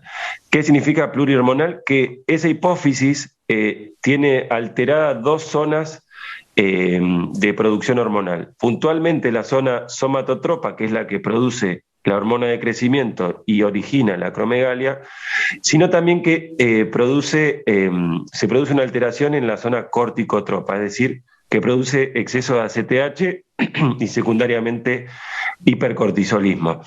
En el caso de Chicho, puntualmente, a diferencia de otros pacientes, hay un cuadro de alopecia que no se espera en un paciente con acromegalia y el abdomen péndulo es bien marcado, no tan esperable en un paciente con acromegalia. Espero volver a Chicho y espero ver las imágenes de las adrenales que no las pude ver. Pero puntualmente, volviendo a la pregunta, no necesariamente implica en la acromegalia con el exceso de hormona de crecimiento generar signos compatibles con hipercortisolismo. Sí se puede y se ha descrito adenomas múltiples o plurihormonales en las cuales esa hipófisis produce en exceso varias hormonas, en este caso hormona de crecimiento y ACTH. Bueno, esta para quien quiera responderla, porque el doctor Ernesto Weber pregunta por qué existe tanta contradicción con el tema de la adrenomegalia asociada al estrés crónico en el gato. Dice que incluso en el último paper de actualización de medidas de adrenales de gatos del 2020, lo siguen nombrando como una causa de adrenomegalia. Lo que hay es una diferencia con respecto a las enfermedades crónicas, una diferencia de tamaño con respecto a los gatos sanos. Pero esa diferencia de tamaño no ha sido estadísticamente significativa. Por eso no se define como una causa de adrenomegalia. Tal vez esa diferencia sí, si las comparaban, hay estudios, porque en realidad es un gran mito decir, está internado, está estresado, por eso puede ser la adrenomegalia, pero eso no está comprobado. Por lo menos todo lo que yo leí, no sé vos, Armand, si querés. Sí, yo coincido con vos. Ningún trabajo que realmente lo haya podido comprobar eso. Sí, tal cual. Sí.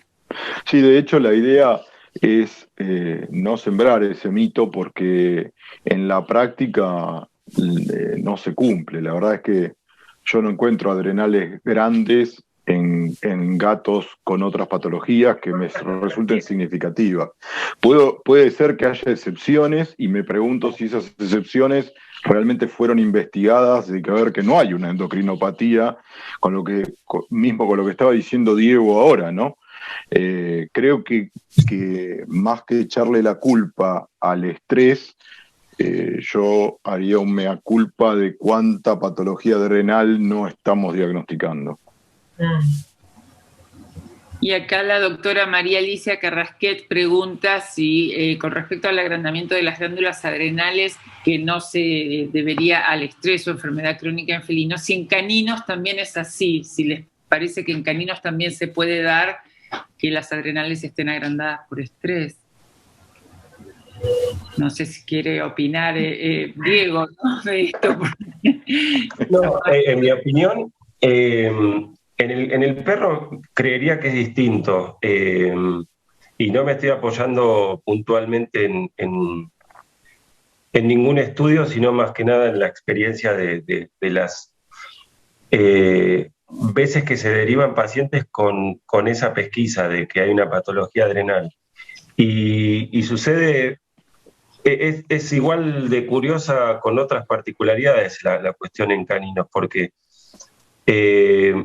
hay pacientes con Cushing con adrenales técnicamente normales y pacientes con adrenales bastante grandes y que no se resisten a cualquier tipo de diagnóstico. Yo soy bastante obsesivo con descartar hasta lo más raro, y me ha pasado en infinidad de ocasiones, o estoy exagerando, ¿no?, pero en muchas ocasiones, tener pacientes con hiperplasia adrenal bien marcada, basándonos en los estándares que informan los artículos y los libros, de espesores importantes y pacientes que técnicamente no tienen ningún tipo de alteración funcional en ninguna de las capas de la corteza adrenal, así como tampoco ningún tipo de exceso hormonal de la médula. Yo creo que en el gato no pasa eso, pero en el perro sí. Me ha pasado varias veces de investigar y no llegar a ninguna conclusión más que un paciente con múltiples complicaciones a lo largo de su vida, con estrés de distintas características, y obviamente el paciente añoso. En ese caso, sumando todos los impactos que resistió y que reaccionó esa adrenal, generando en última instancia una hiperplasia que no reviste ninguna particularidad funcional. Bien, gracias. Y acá, por último, Diego, Pablo Klein te pregunta si le podés repetir, que no entendió qué dijo, qué signo se observa a nivel articular en el hipersomatotrofismo. No hay mucho en ese sentido. Se supone que hay, como hay un crecimiento aberrante por la estimulación de la hormona de crecimiento, se supone que hay un cuadro de artritis. Yo no los vi muchos, son más que nada en los casos más avanzados, pero más que nada se describe artritis.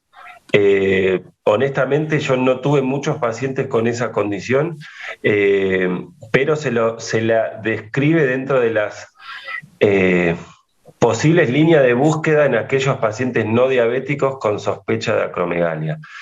Es algo bien crónico, no es algo precoz como puede ser una diabetes o como puede ser alguna otra alteración producto de la hormona de crecimiento, pero más que nada se describe un cuadro de artritis, supuesta irregularidad de las articulaciones y nada más. Pero no hay mucho al respecto, más que alguna que otra imagen de placa de algún estudio puntual, pero no es una línea que se haya investigado mucho en acromegalia felina. Sí, los escasos reportes que antes eran de 1, 2, 3 casos, 14, el que más diagnosticó en la década de los 90, que fue Peterson, y que por ahí mencionan la artritis, pero no se han llevado a cabo estudios prolijos y en cantidad como para describirlo mejor. Bueno, me parece que son las 11 de la noche, damos por terminado el encuentro de hoy. La verdad, esta es mi opinión personal, que excelente, enriquecedor, un lujo escucharlos a todos, cada uno nos aportó algo, pero estoy leyendo lo que nos dicen en el chat y les puedo asegurar que todo el mundo está diciendo genios, excelente, buenísimo, enriquecedor, así que no hay más que palabras buenas para los cuatro, así que quiero felicitarlos, agradecerles nuevamente a la gente de Tecnoimagen. Y el próximo martes el tema es Cushing, enfermedad... No, es de trastornos socios. Perdón, me equivoqué. Es el de trastornos óseos, perdón, me equivoqué yo. El de trastornos metabólicos y óseos, vamos a apuntar un poquito más a la radiología, y bueno, van a hablar el doctor Matías Esloco, el doctor Farfalini, Víctor Castillo, Ana Cabrini y... Aldana Tomei, Matías Esloco y Ana Cabrini. Sí, Víctor va con... Castillo va con síndrome de Cushing, que me confundí, que al principio era ahí, después lo cambiamos. Así que mil disculpas. Así que bueno, nos encontraremos el próximo martes. Así que muchísimas gracias y a descansar. Gracias a todos. Muchas gracias. Buenas noches. Buenas noches. Y gracias.